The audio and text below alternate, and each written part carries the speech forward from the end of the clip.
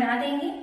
तो जो चीज़ और बता दे रहे हैं, जो हमारा इंफॉर्मेशन है या फिर हम जो पढ़ा रहे हैं वो ऑथराइज बुक से पढ़ा रहे हैं, मतलब वी डी महाजन की बुक वो ऑथराइज बुक है, हमारा कोई पर्सनल व्यू नहीं रहेगा इसमें, ये बात आप क्लियर रखिएगा अपनी।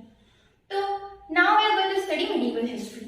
First of all, we have to classify Indian history in 3 parts. Okay, so division of Indian history is based on rule of various races. It means that according to races, Indian history is divided into 3 parts.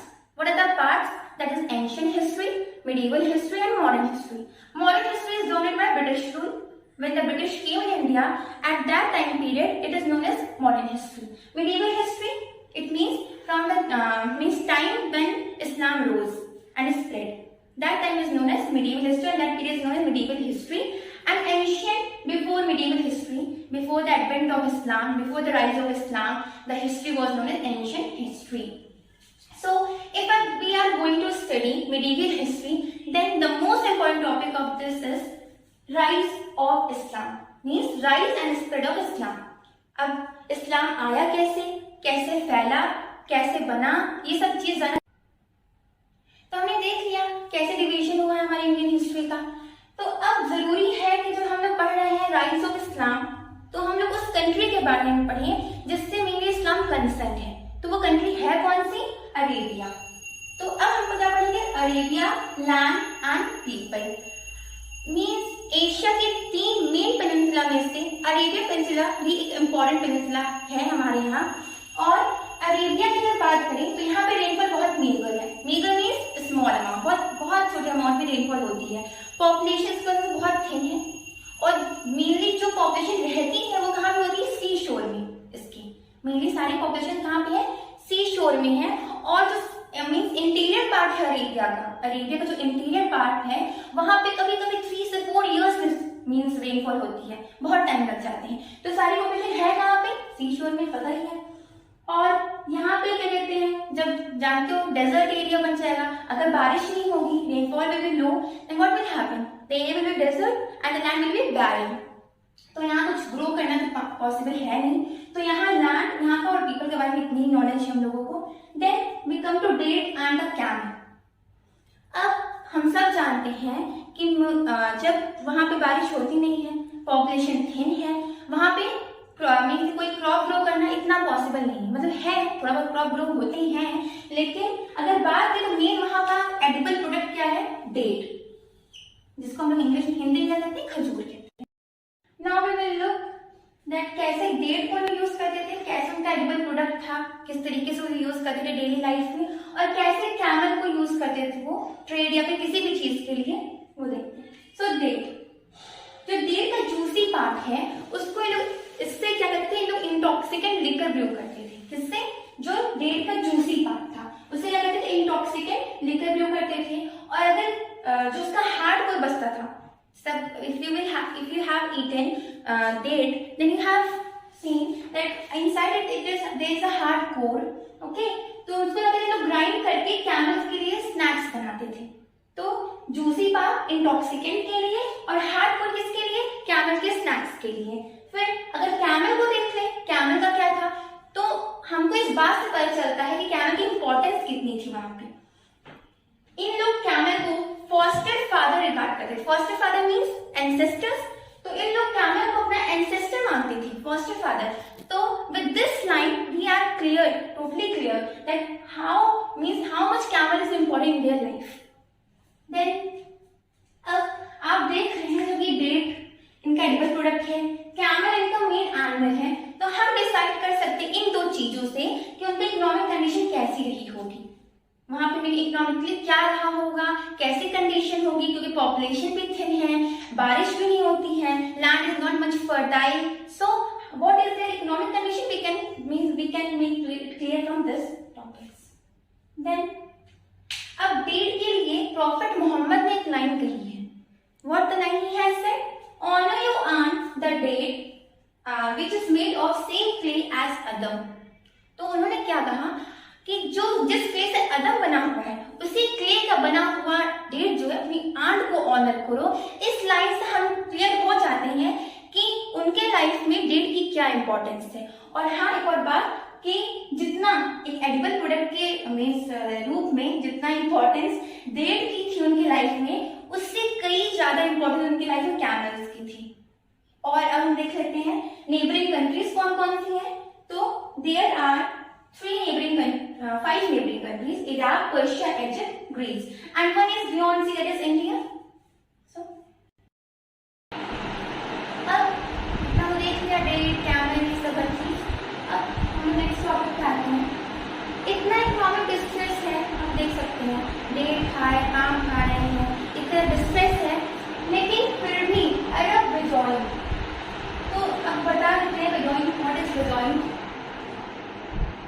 ये जो है tribe है, okay. Arab Bedouin, Bedouin is tribe who speak Arabian, okay, and we live in Arab neighbourhood area. So Arab Bedouin because means इतने economic distress के बावजूद अरब बेदौइन जो हैं वो आराम से लाइफ जीते हैं, मींस ओके, आराम से इंटरप्राइज चलती है इनकी, प्लेजर में और गिल्टी के साथ जो है अपनी लाइफ जीते हैं। देन इनका मेन लिवलीहुड क्या है। सो हम लोग अपने आप गेस कर सकते हैं इससे कि उनकी लिवलीहुड क्या होगी। Animal husbandry, animal, camel, sheep, goat, इससे तो कुछ होगा नहीं यहाँ पे। Animal husbandry, trade and plunder is their main livelihood, okay. Plunder, what is plunder? Plunder means लूटपाट, ये लूटपाट करते हैं, ट्रेड करते हैं, और एनिमल हस्बेंड्री की मेन लिवलीहुड है। Now life, their life is full of adventure and struggle and selfishness. You can already guess with the fact that जब इंसान पास कोई चीज नहीं होती है, अगर इंसान का कोई चीज स्कार्स है, नहीं है, तो वो ऑलरेडी नॉर्मल सी बात है, उसको अपना पेट भरने के लिए उससे वो किसी से छीन भी सकता है। तो यही चीज यहाँ पे, वही कंडीशन यहाँ पे बनी है, जब वहां पे लोगों के पास कुछ है नहीं ज्यादा से ज्यादा, ना मीन्स ना इतना ट्रेड भी बहुत ज्यादा उस टाइम नहीं होता था कि लोग ट्रेड बहुत ज्यादा कर सके।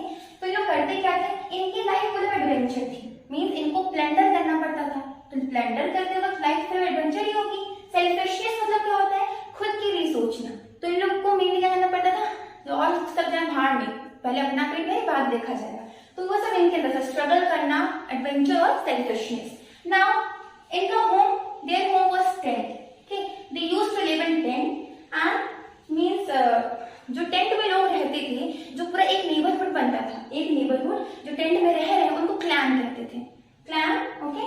And then tribe, what was tribe?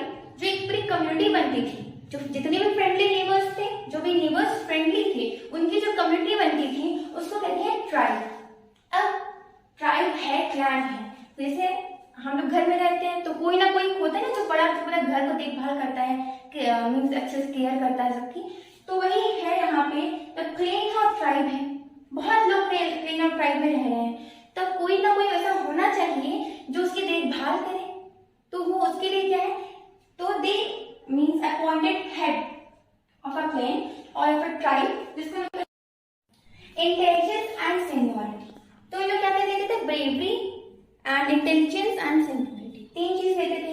अब ऑब्वियस सी बात है कि सीनियरिटी क्यों लेंगे उन लोग, क्योंकि जो सीनियर पर्सन होता है वो ज्यादा नॉलेजेबल होता है, क्योंकि वो ऑलरेडी मीन्स हर चीज से फैमिलियर हो चुका होता है लाइफ के साथ, एजेस के साथ, इस वजह से लोग सीनियरिटी लेते थे। और ब्रेवरी, जो ब्रेव हो, जो कि क्लेन और ट्राइब को प्रोटेक्शन दे सके, इस वजह से ब्रेवरी। और इंटेलिजेंस, दिमाग में होना चाहिए, ये नहीं पागल हो, ठीक। तो हेड ऑफ क्लेन कौन होता था, शेख होता था, किस लिए? अपॉइंटमेंट का 3 कंडीशन क्या था, bravery, intelligence and seniority. Then we come to next line. So fighting is a habitual trade. Obvious सी बात है, जहां कुछ नहीं वहां लड़ाई, कुछ नहीं होगा तो मार पीट के खाएंगे, तो वही हाल है यहाँ पे। Fighting was their habitual trade, this fighting was their habit, okay. And if we talk means एक अरब राइटर ने एक लाइन कही है, okay, what he said that first of all they have proud of his freedom and purity of blood, okay। Arab people को हम लोग इतना हाईली उस पर नहीं रखते हैं मार्क्स पे, देन ऑल्सो उन लोग अपने आप को बहुत सुप्रीम समझते हैं, ओके। जिसके कंपेरिजन में civilized people of the world, जितने भी सिविलाइज्ड पीपल हैं पूरे वर्ल्ड के, उससे उनके कंपेरिजन अपने आप को बहुत सुप्रीम रखते हैं, उनको बहुत प्राउड है किस पे, अपनी फ्रीडम पे और प्योरिटी ऑफ ब्लड। और अरब राइटर्स ने कहा क्या है, एक अरब राइटर्स ने रिमार्क दिया है कि इन लोगों का कहना है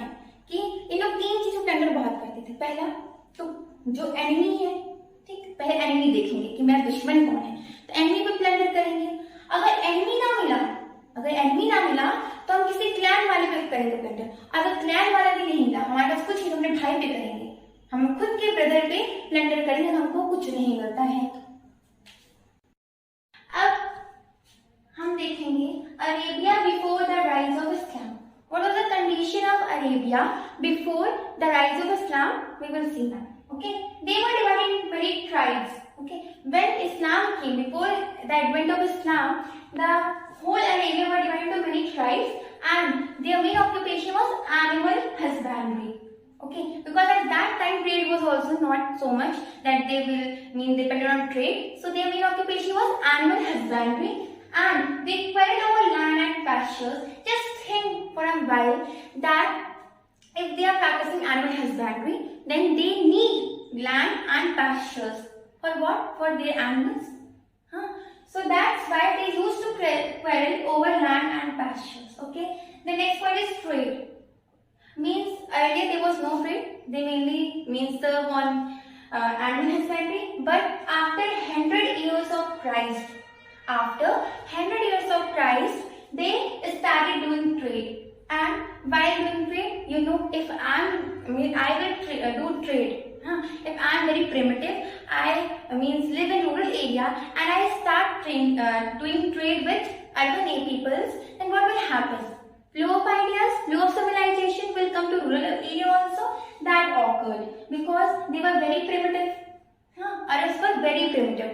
What happened? When they started trading with other countries, then what happened? They came up with new civilizations and ideas. Next topic is majority. Means majority people of Arab practice idol worship. Idol worship means मूर्ति पूजा. तो उन लोग क्या करते थे? Majority people practice idol worship, but they practiced idol worship, but it was not based on any religious scriptures or mythology.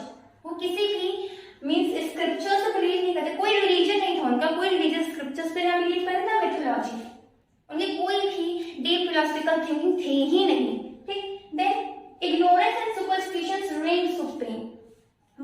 उस time, जिस time आप खुद सोचिए ट्रेड नहीं चल रहा, कोई कांटेक्ट नहीं, बहुत प्रिमिटिव है, तो इन टाइम में क्या चलेगा? सिर्फ और सिर्फ सुपरस्टिशन, मतलब कि तो दे बिलीव इन सुपरस्टिशन, मतलब अंधविश्वास. जैसे आज के टाइम हम देखते हैं, आज भी बहुत इफेक्ट है सुपरस्टिशन का, और सिर्फ किसी पर्टिकुलर रिलीजन की बात नहीं कर रहे हैं, हर रिलीजन में सुपरस्टिशन चीज होती रहती है. जैसे तांत्रिक आज भी सब कॉमन है. तो इन लोग इग्नोरेंस और सुपरस्टिशन जो इन लोगों में सुप्रीम था.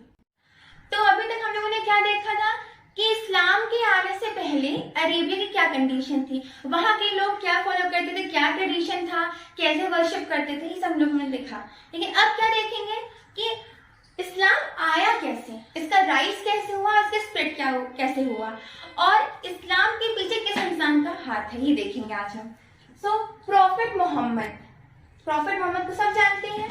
ये मेन रीजन है इस्लाम के राइज को लेकर. मेनली इस्लाम का राइज जो है इनसे कंसर्न है. तो प्रॉफिट मोहम्मद ये कहाँ बॉर्न हुए थे? मक्का में. मक्का कहाँ पे? अरेबिया में ही होगा. तो prophet Mohammad was born in Mecca in Arabia. और ट्राइब कौन सी थी इनकी? Quraishi tribe. कौन सी ट्राइब? कुरैशी ट्राइब थी.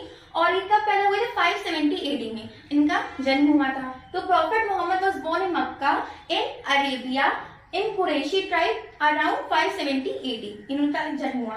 फिर इनके फादर कौन थे? तो Abdullah and mother name was Amina.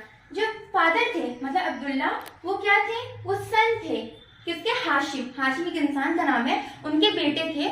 और हाशिम किसके थे? वो भी कुरैशी ट्राइब से बिलोंग करते थे. मतलब इनकी पूरी फैमिली कुरैशी ट्राइब की में से ही बिलोंग करती थी. तो अब्दुल्ला जो थे वो सन थे हाशिम के कुरैशी ट्राइब की, जो कि जब प्रॉफिट मोहम्मद का बर्थ हुआ था उससे पहले ही इनकी डेथ हो चुकी थी अब्दुल्ला की. और अमीना जो कि मदर थी इनकी, जब प्रॉफिट मोहम्मद 6 इयर्स के थे तब इनकी मदर की डेथ हो गई थी. अब भैया मम्मी नहीं, पापा नहीं, तो इनका देखभाल कौन करेगा?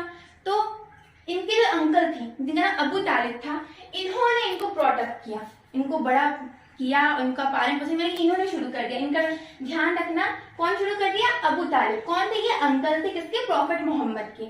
लेकिन दिक्कत क्या थी? उस टाइम इतना तो वो था नहीं कि बहुत अमीर हो, तो फाइनेंशियल पोजीशन जो थी वो बहुत पुअर थी, मतलब फाइनेंशियल प्रॉब्लम थी यहाँ पे. तो क्या करना पड़ा? अब प्रॉफिट मोहम्मद आराम से लाविश लाइफ तो जिएंगे नहीं, तो क्या हुआ? इनको जो है अपने बचपन में, चाइल्डहुड टाइम में जब अबू तालिब के पास आए थे, तो ये शीप और गोट का ध्यान रखते थे, मतलब कि उनको ग्रेजिंग करवाना, ये सब जो है कौन करता था? प्रॉफेट मोहम्मद करते थे। अब क्या हुआ, कुछ टाइम बाद क्या हुआ, जब 25 इयर्स के हुए कौन? प्रॉफेट मोहम्मद, तब इनकी शादी होती है। ठीक, he got married to a rich widow whose name was Khadija. एक अमीर विडो से इनकी शादी होती है, इसका नाम क्या था? खदीजा नाम था। उनसे इनकी शादी हो जाती है। लेकिन ये बहुत रिग्रेटेबल है कि प्रॉफेट मोहम्मद की जो अर्ली लाइफ है 40 इयर्स तक की, वहां तक की हमारे पास बहुत कम ही नॉलेज है, मतलब इतने ही हम लोग के पास नॉलेज है। उसके अलावा जो 40 इयर्स तक का वो है हम लोग पास नहीं है। अब हम लोगों की नॉलेज कहाँ से? 40 इयर्स की एज पे। 40 इयर्स की एज में इनको क्या होता है? Appearance of divine scene of truth, मतलब कि इन्होंने क्या, इनको एक लॉन्ग स्पिरिचुअल का मिला और इन्होंने क्या बोला कि मुझे डिवाइन सीन ट्रुथ का मिला, ऐसा प्रॉफेट मोहम्मद मानते हैं। और तब से प्रॉफेट मोहम्मद मान लेते हैं कि he was नबी एंड रसूल। What was the meaning of Nabi? Nabi means perfect man and रसूल means prophet। तो जब इनको डिवाइन सीन मिला किसका? ट्रुथ का, तब से प्रॉफेट मोहम्मद को ये क्लियर हो गया कि हाँ मैं परफेक्ट मैन हूँ, क्योंकि मुझे मिला है मैं परफेक्ट मैन, मतलब कि नबी हूँ, रसूल मतलब प्रॉफिट हूँ। किसका प्रॉफिट रहेंगे? अल्लाह के प्रॉफिट होंगे। तो इन्होंने ये मान लिया था और इन्होंने ये भी कहा था कि केवल एक ही गॉड है, कौन? अल्लाह। उसके अलावा कोई प्रीस्टली क्लास सब कुछ भी नहीं है, कोई जरूरत नहीं किसी को मानने के लिए। तो अपने आप को प्रॉफिट बोला उन्होंने और अल्लाह को केवल एक गॉड वही है और सब, मतलब कि उनके अलावा किसी को वो करने की जरूरत नहीं है। तो बता ही चुके। अब उसके बाद ये एक चीज और, इस एक चीज का अगेंस्ट क्या था? गॉडेसेस, मतलब कि जब इस्लाम आया था उससे पहले लोग आइडल वर्शिप करते थे, ठीक, और कुछ गॉडेसेस की पूजा करते थे। कौन कौन थी? लात, मानत, उज्जा, ये तीन थी। कौन कौन? लात, मानत, उज्जा। और प्रॉफिट मोहम्मद ने कहा कोई जरूरत नहीं है इनकी वर्शिप करने की, हम डायरेक्टली अल्लाह की वर्शिप करेंगे और इनकी करने की जरूरत नहीं। इन्होंने साफ इसके अगेंस्ट थे, ठीक। उसके बाद अब इन्होंने प्रीच तो किया इस्लाम, लेकिन दिक्कत तो आएगी इस्लाम के इतने इजीली, मतलब जो लोग पहले कुछ और मान रहे हैं, ट्रेडिशन कुछ और है, वर्शिप आइडल वर्शिपिंग कर रहे हैं, क्या तुमको लगता है इतनी इजीली उन लोग मान जाएंगे? हाँ एक अल्लाह है और भगवान है मतलब, और मैं तुम प्रॉफिट हो, ऐसा मान जाएंगे? नहीं ना। तो वही दिक्कत हुई।